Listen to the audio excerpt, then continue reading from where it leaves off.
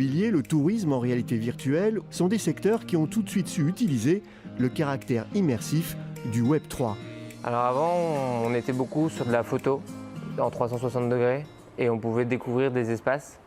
Nous aujourd'hui, la différence, c'est qu'on n'est pas sur de la simple photo, c'est-à-dire vu qu'on a modélisé tout en 3 dimensions, on se déplace vraiment à l'intérieur, on n'est pas juste sur un effet de zoom qu'on peut avoir quand on va aller dans un lieu.